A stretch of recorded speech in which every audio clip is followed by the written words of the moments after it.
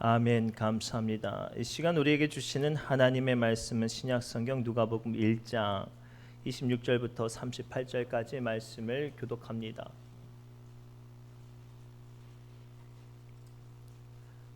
누가복음 1장 26절에서 38절까지의 말씀입니다.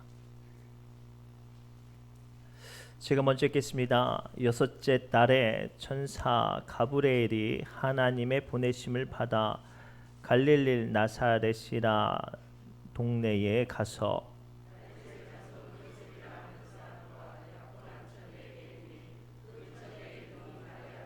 그에게 들어가 이르되 은혜를 받은 자여 평안할지어다 주께서 너와 함께 하시도다 하니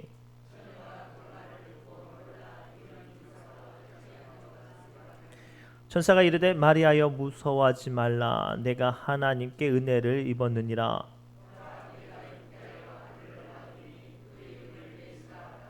그가 큰 자가 되고 지극히 높으신 이의 아들이라 일컬어질 것이요 주 하나님께서 그 조상 다윗의 왕위를 그에게 주시리니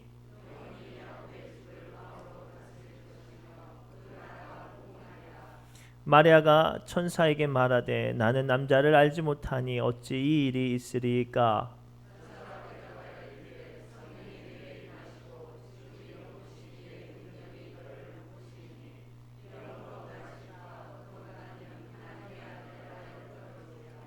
보라 내 친족 엘리사벳도 늙어서 아들을 배었느니라. 본래 임신하지 못한다고 알려진 이가 이미 6달이 되었나니 마리아가 이르되 주의 여종이오니 말씀대로 내가 이루어지이다 하매 천사가 떠나가니라. 아멘. 이 시간 성가대 하나님께 영광의 찬양 올려드립니다.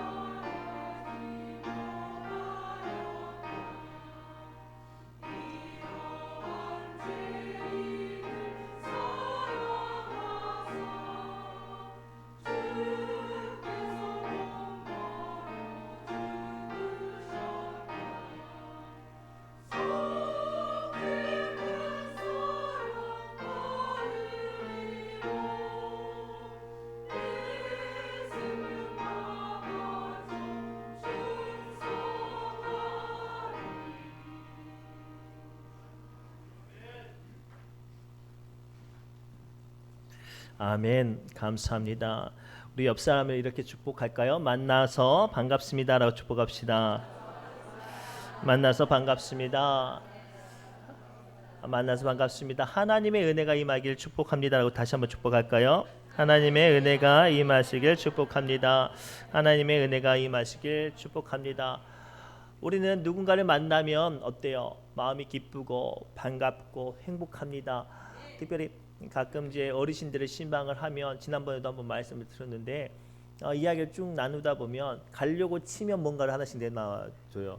커피도 주시고 가려고 치면 아이고야 사과 있는데 사과 드시고 하시라고 또 사과 다 먹고 가려고 치면 또 과일 다 하는 것도 간식들 내주시면서 가는 걸 잡아요.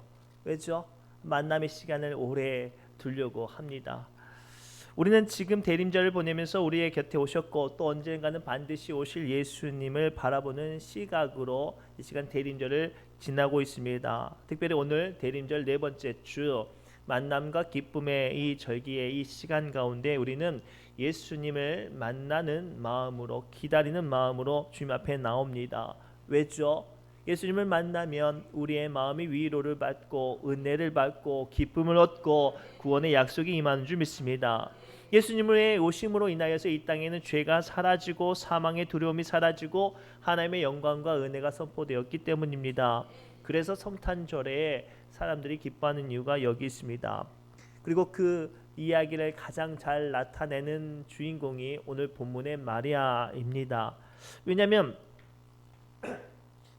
마리아는 자신에게 오신 예수님을 통해서 그의 의미를 알게 되므로 은혜의 주인공이 되었기 때문입니다. 사랑하는 성도 여러분, 오늘 말씀을 통하여서 마리아가 예수님을 만남으로 어떠한 은혜를 받았고 이 말씀이 오늘날 우리에게 어떠한 은혜로 임하는지 그 말씀의 깊이를 함께 나누길 바랍니다. 첫째가 이거예요. 예수님을 만남으로 임하는 은혜. 그 첫 번째는 하나님께서 함께 하심으로 세상이 줄 수 없는 평화의 약속을 받았기 때문에 우리는 이 대림절을 만남의 시간, 기다림의 시간으로 기뻐하는 것입니다. 우리 26절부터 28절까지의 말씀을 함께 읽겠습니다. 시작. 여섯째 달에 천사 가브리엘이 하나님의 보내심을 받아 갈릴리 나사렛이란 동네에 가서 다윗의 자손 요셉이라 하는 사람과 약혼한 처녀에게 이르니 그 처녀의 이름은 마리아라. 그에게 들어가 이르되 은혜를 받은 자여 평안할지어다. 주께서 너와 함께 하시도다 하니. 아멘. 오늘 말씀을 가만히 보면 하나님께서 천사 가브리엘을 누구에게 보내시냐면 마리아에게 보내시는데 그 마리아가 지금 어떤 상황이에요? 결혼을 앞두고 있는 약혼한 상태예요. 우리 결혼식을 준비할 때 어떠셔요? 우리 가장 가깝게 지냈던 우리 이명희 권사님하고 고승우 장로님 부모들도 굉장히 바쁘죠. 그러면 당사자는 얼마나 바빠요. 생각도 복잡하고 해결할 일들도 많고 그만큼 걱정과 염려가 많아요. 그런 상황 가운데 갑자기 천사도 나타났어요. 얼마나 경황이 없고 얼마나 정신이 없겠어요. 그런 상황 가운데 천사가 먼저 선포하기를 뭐라고 선포하냐면 하나님께서 함께 하시니 평안하라 라고 말씀하세요. 사랑하는 성도 여러분, 아무리 걱정이 많고 아무리 근심이 많고 아무리 상황과 형편이 복잡하여서 마음까지 번민이 가득하여도 근심이 가득하여도 우리 예수님은 이 모든 것을 능히 해결해 주시는 분이심을 믿으시기 바랍니다. 고로 주님을 만나면 함께 하시는 주님이 임하시면 그 어떠한 상황에서도 우리는 평안을 얻는 줄 믿습니다. 대표적인 사건이 예수님이 제자들과 함께 갈릴리 바다로 건너가고 계셨던 사건이에요. 마가복음 4장에 등장하는데요. 예수님께서 제자들과 함께 배를 타고 갈릴리 바다를 지나가고 있는데 예수님께서 피곤하셨는지 배 고물에 베개를 베고 주무시고 계셨어요. 그때 당시에 배 안에 있던 제자들은 나름 정말로 경험이 많은 어부들도 있었습니다. 근데 배를 타고 한참 가는데 갑자기 큰 광풍이 일어나서 파도와 물결이 칩니다. 그리고 배에 부딪히고 나중에는 이 물이 넘쳐서 배에 가득하게 됐어요. 침몰하게 됐단 말이에요. 노련하 있던 어부였던 제자들도 절망하고 야 이제 정말 죽겠다 싶은 그 상황 가운데 보니까 예수님은 주무시고 계신 거예요. 그래서 예수님을 깨웁니다. 예수님 큰일 났습니다. 우리 다 죽게 생겼어요. 아무리 발버둥 쳐도 어떻게 이 풍랑을 해결할 방법이 없습니다. 아무리 노력해도 우리는 이제 다 끝났습니다 라고 하는 순간 예수님께서 일어나셔서 큰 풍랑과 바람과 바다를 꾸짖으셔서 잠잠케 하셨어요. 마가복음 4장 37절과 39절의 말씀입니다. 우리 함께 읽겠습니다. 시작. 계속 내려주세요. 큰 광풍이 일어나며 물결이 배에 부딪혀 들어와 배에 가득하게 되었더라.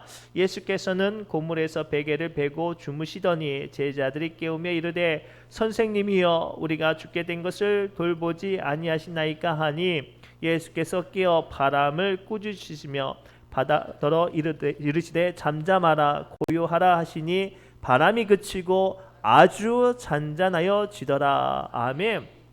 사랑하는 성도 여러분, 우리가 첫 번째 붙잡아야 될 은혜, 만남의 은혜가 이거예요. 아무리 우리의 상황이 복잡하고 아무리 어려운 형편이어도 예수님을 만나면, 예수님이 우리의 마음과 상황 가운데 임재하시면 우리에게 평안이 임하는 줄 믿습니다. 지금 우리는 2022년도를 마무리하고 2023년도를 준비하고 있는 상황이에요. 무언가를 계획하고 무언가를 준비하려니 마음이 어때요? 평안해요? 불안해요? 불안하죠. 여기 보면 고3 수험생 두게 된 우리 안인수 권사님, 지금 남들이 보기에는 평안하시겠지만 그 마음이겠냐고요. 얼마나 복잡하고 얼마나 근심이 되어지고 얼마나 기도 제목이 많겠습니까?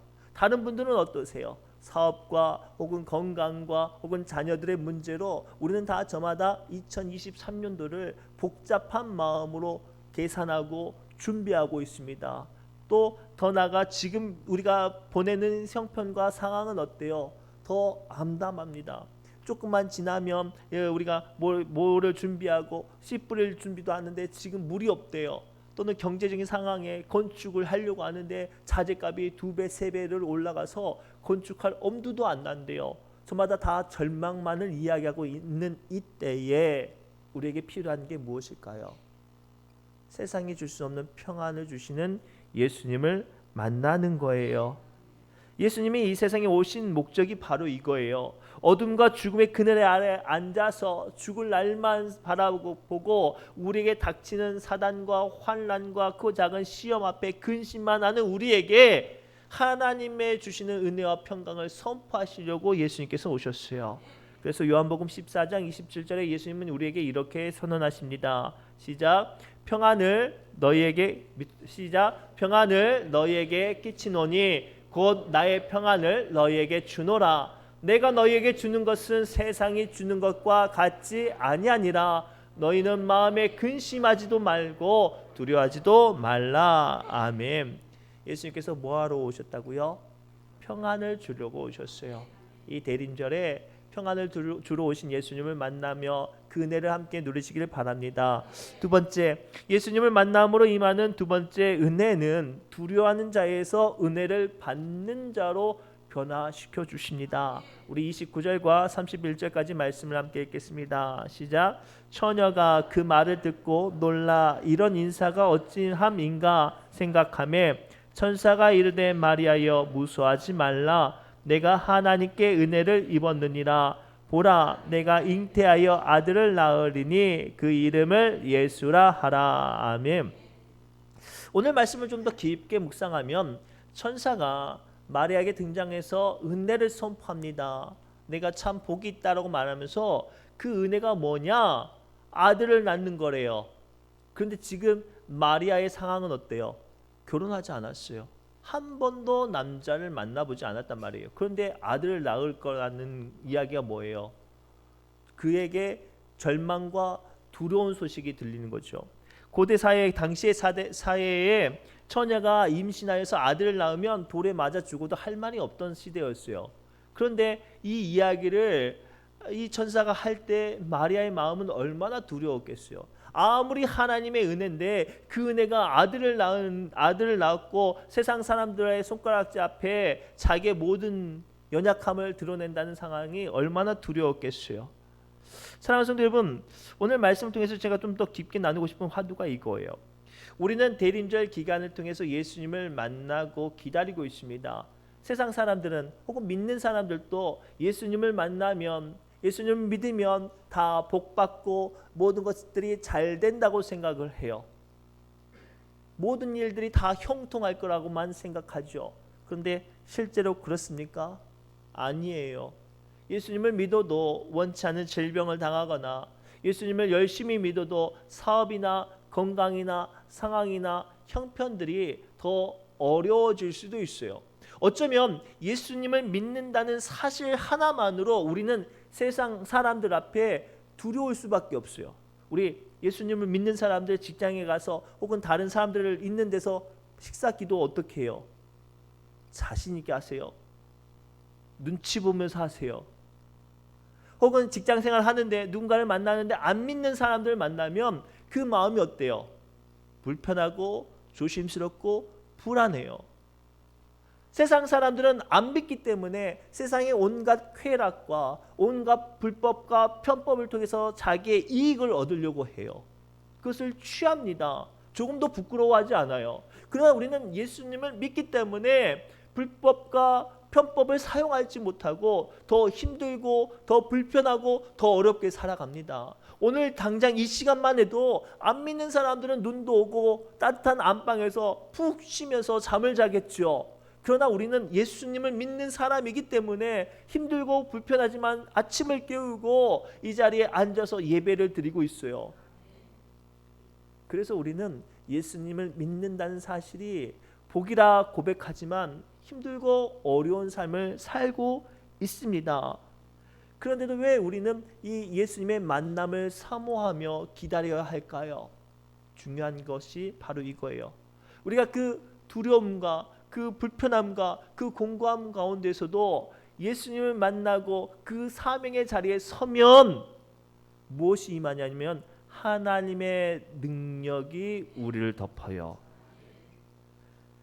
왜 우리가 이 대림절을 통해서 예수님의 오심을 깊은 감격으로 맞이하고 불편함과 어려움의 수고를 감당하냐면 예수님의 만남을 통해서 하나님의 한없는 능력이 나의 약함과 두려움을 덮는다는 사실을 믿으시기 바랍니다. 그래서 34절과 35절의 말씀을 천천히 함께 읽겠습니다. 시작. 마리아가 천사에게 말하되 나는 남자를 알지 못하니 어찌 이 일이 있으리까? 대답하여 이르되 성령이 내게 임하시고 하나님의 능력이 너를 덮으시리니 이러므로 나실 바 거룩한 이는 하나님의 아들이라 일컬어지리라. 아멘. 가브리엘의 천사의 말을 듣고 마리아는 당연히 기뻐해야 되지만 도리어 두려움이 가득했어요. 그래서 뭐라고 말하냐면 나는 남자를 한 번도 알지 못하는데 어떻게 내가 아들을 낳을 수 있겠습니까? 이것은 말이 안 됩니다. 아들을 낳으면 도리어 내게 죽음이 찾아올 수밖에 없는 두려운 것입니다 라고 말할 때 그 두려움 앞에 있는 마리아에게 가브리엘 천사가 뭐라고 말을 해요? 높으신 이의 능력이 너를 덮으시리니. 아멘. 사랑하는 성도 여러분, 예수님을 모시고 믿는 것은 두려운 일입니다. 당장 돈을 벌어야 하는데 주일에 어디 가지 못하고 예배를 드려야 해요. 나의 경쟁자들은 지금도 불법과 편법을 통해 온갖 이익을 얻는데도 불구하고 나는 예수 믿는 사람이기 때문에 멈춰 서 있어야 해요. 그리고 나를 공격하고 나와 경쟁하는 사람들에게 손해를 감당할 수밖에 없습니다. 하지만 기억하십시오. 우리가 그렇게 우리의 삶에 예수님을 모시고 불편하고 손해되는 삶을 살아갈 때 우리의 삶에 하나님의 능력이 덮여져요. 거인 골리앗과 싸우러 나가는 다윗을 보고 사울 왕이 그 자기가 가지고 있는 세상에서 가장 좋은 무기, 최고급 갑옷과 장비를 다윗에게 줘요. 이것이 사울 왕의 방법이었어요. 센 사람하고 싸우려면 더 좋은 무기를 가지고 싸우는 것이 사울 왕의 방법이었단 말이에요. 믿음 없는 사울 왕의 방법이었어요. 그러나 다윗이 어떻게 했어요? 한 번 있고 몇 번 휘둘러 보고 걸어보고 뭐라고 말하냐면 이게 나에게 맞지 않습니다 라고 말하면서 내려놓고 하나님의 말씀, 하나님의 이름을 가지고 나아갔어요. 그리고 하나님의 능력이 다윗을 덮었고 거인 골리앗을 이겼습니다. 밤새 수고했지만 물고기를 잡지 못한 베드로는 이제 오늘 공쳤으니까 차라리 집에 들어가서 쉬자라고 하는 그 안타까운 마음에 저기 멀리서 한 번도 물고기를 잡아보지 못한 청년이 말을 해요. 밤새 물고기를 좀 잡으셨습니까? 아니요, 오늘은 허탕입니다. 그러면 깊은 곳에 그물을 던져보십시오. 예수님의 말씀이 선포되어지자 베드로는 자기의 피곤함을 내려놓고 하나님의 말씀을 따를 때 하나님의 능력이 베드로를 덮었어요. 그리고 어떻게 됐습니까? 그 빈 그물이 물고기가 가득하여서 찢어질 정도로 엄청난 소득이 그에게 임했어요. 오늘날 우리도 예수님 때문에 세상에 좋다는 길을 버리고 초라하고 불편한 예수님의 길을 따릅니다. 그러나 분명한 건 우리가 예수님의 이름을 감당하고 불안하고 때로는 걱정되고 때로는 염려되는 그 길을 걸어갈 때 한없는 하나님의 영광과 능력이 우리를 덮으실 줄 믿으시기 바랍니다. 마지막으로 예수님을 만나며 임하는 세 번째 은혜는 하나님의 나라를 위한 쓰임을 받는다는 거예요. 우리 31절부터 34절의 말씀을 함께 읽겠습니다. 시작. 보라, 내가 잉태하여 아들을 낳으리니 그 이름을 예수라 하라.